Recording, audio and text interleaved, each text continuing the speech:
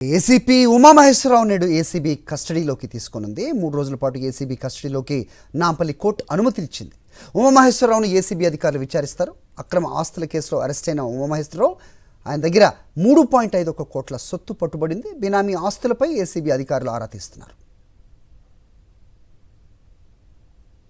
ఇదే అంశంపై అప్డేట్స్ మా కరెస్పాండెంట్ వాసు ఇస్తారు. వాసు, చెప్పండి, ఇది 3,50,00,000తోటే ఆగిపోతుందా? ఇంకా సొత్తుపై అధికారులు తీస్తున్న ఆరా ఫలితాలను ఇస్తుందా అంటే ఏం చెప్తారు?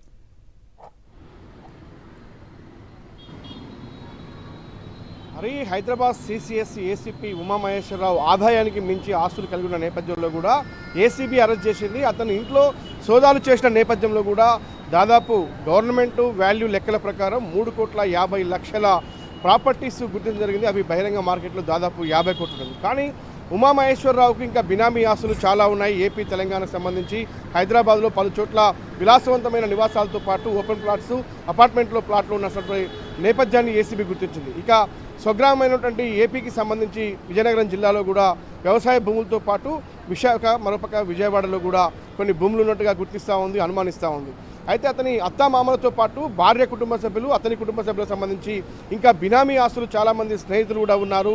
కొంతమంది పోలీసు అధికారులు కూడా ఇతనికి అండదండగా ఉన్నారన్న అంశాన్ని ఏసీబీ గుర్తించింది. కాబట్టి 3 రోజుల కస్టడీ కోరిన నేపథ్యంలో ఏసీబీ కోర్టు ఉమామహేశ్వరరావును 3 రోజుల కస్టడీకి ఇచ్చింది.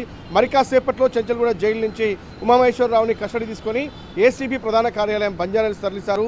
అక్కడ మొత్తం సాహితీ ఇన్ఫ్రాకు సంబంధించి 100 కోట్ల రూపాయల స్కామ్లో కూడా ఉమామహేశ్వరరావు బాధితులతో పాటు ఎవరైతే నిందితులను కూడా బెదిరింపులకు పాల్పడి ఎక్స్టార్షన్ చేశాడో వాళ్ళ దగ్గర కోట్ల రూపాయలు దండుకున్నాడన్న అంశానికి సంబంధించి విచారణ చేయబోతా ఉన్నారు.